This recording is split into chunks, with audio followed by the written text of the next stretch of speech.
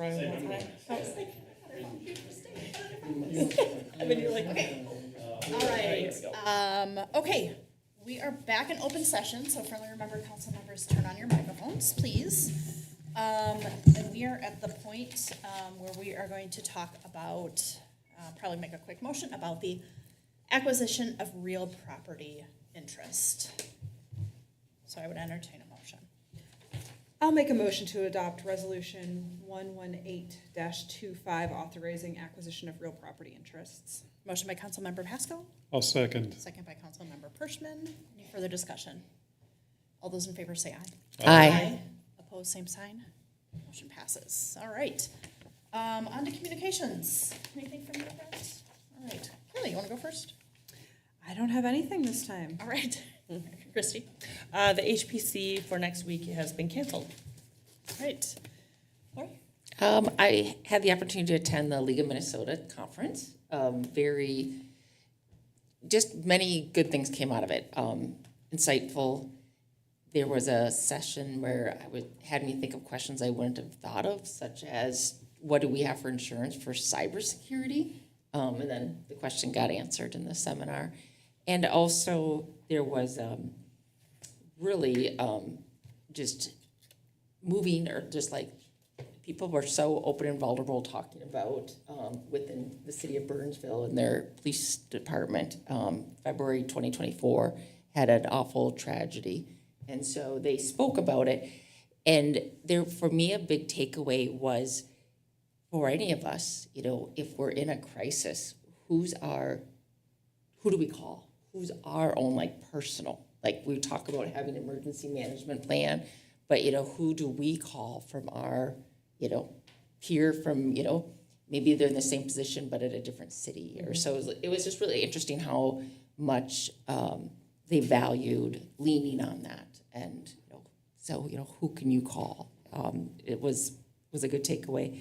So yeah, it was just kind of fun to network with different cities, and it's either something that they're dealing with that we've already dealt with, or there's something that, better watch out for that, or what might come on a horizon. So I appreciate the opportunity. Thanks. Yep. Just a quick follow-up to Councilmember Sayers. I went to the same session and connected with the Burnsville city manager, and he shared their emergency operations plan, and it's kind of that slimmed down version that we've been hoping to create. So I sent it out to the team, and we're going to be trying to use that as theirs is quite a bit more detailed than I think ours needs to be, but kind of using that as a good template for developing action plans related to emergencies here in Carver. Great. Eric? I had an opportunity this morning to attend a session with Mayor Johnson at Carver Crossing and meet with a handful of residents there. I think it's a great thing that we have, but there's a real effort to connect. And this has been a regular, ongoing meeting with the residents in that community. I think it's a little harder for them maybe to come and see us, so we go and see them. I'll let the mayor talk a little bit more about that. But it was rewarding to hear the appreciation from those residents that the city takes the time to do that. Thanks. Okay, updates from me, just going in chronological order, going back to June 18th. I think I'd given you guys the heads up about the Metropolitan Council's Committee of the Whole that was held in Chaska. So it was the first time that they took one of their meetings on the road, and they chose District 4 to do it for the first time. So it was great that they did that. I was on a panel discussion along with Billy Wermuskirchen of Bill's Toggery and Shakopee, and then Bill Rudnicki from the Shakopee, Minnewacan, and Sioux community. And we talked about perspectives, working together, growth, kind of all of the things. So it was great to have the Met Council out in our community. Also, I made a beeline from there to the vehicle fair, which was up at Carver Station, and was just absolutely packed. It was a really great night for it. Lots and lots and lots of young families, and I understand that the highlight of the evening was when the fire department got a call. All these little kids got to see the firefighters pack up and zoom out of there. So, and then there was a line when they got back. So, really fun event. Let's see, we had on Friday, June 20th, we had a Business Alliance meeting. We continue to have a really strong turnout and valuable participation in that. On June 21st, Carver Ridge had their family fun fair. I volunteer at Carver Ridge, so it was a fun event, and I was volunteering there, but that was first day of summer. It was such a hot day, but they very smartly moved everything inside, including the llamas that they had in their front lobby. Oh my gosh. I will never not see llamas there whenever I walk into that building. And then I also went to the League of Minnesota Cities Conference, and a lot of stuff, and I haven't even connected with you yet on my post-it note of things that you hear in passing of talking with other communities and like, should we do this? Are we doing this? Are we checking on that? I attended a session on the like the ADA compliance standards that we're going to need to have for our website. So that's something that's kind of bouncing around. The session from Burnsville was one that I got there early knowing it was going to be a packed room. It was a packed room. It was incredibly emotional. As you can imagine, like they had the fire chief, the police chief, the city manager, their city attorney, and their communicator.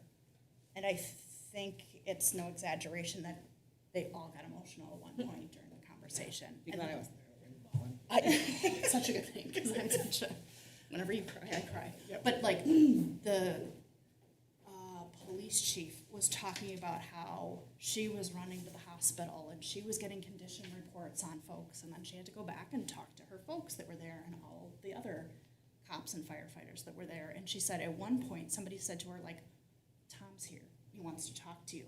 And she's like, she did something else.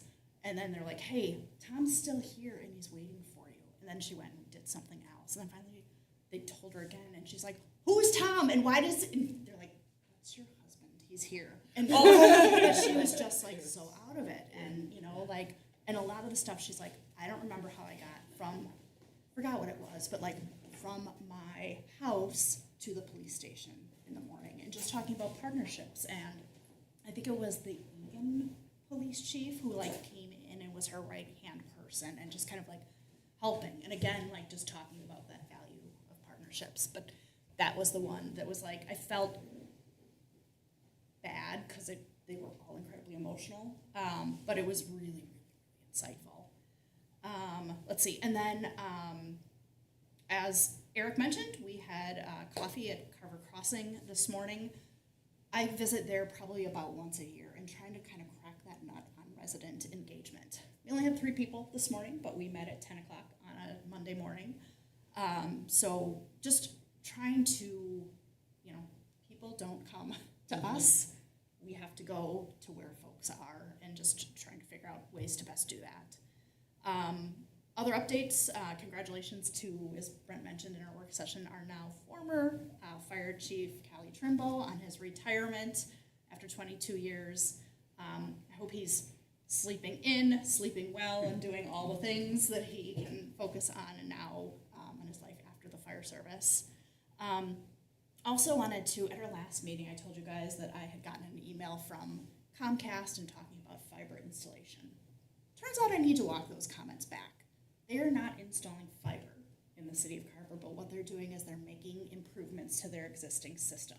So we talked with our government liaisons at the conference in Duluth, and they mentioned needs and accessibility and all the things that just make your Wi-Fi and internet work at your home, but without the digging. So I think it's kind of win-win. They emailed us about it, and if you guys are interested, let me know. We can share that email. But no fiber, which means no digging, and Kayla, I don't know to what extent you experienced this in your neighborhood, but it was a painful process when MetroNet came in. So Oh, yeah, my neighborhood got it too. everybody's did.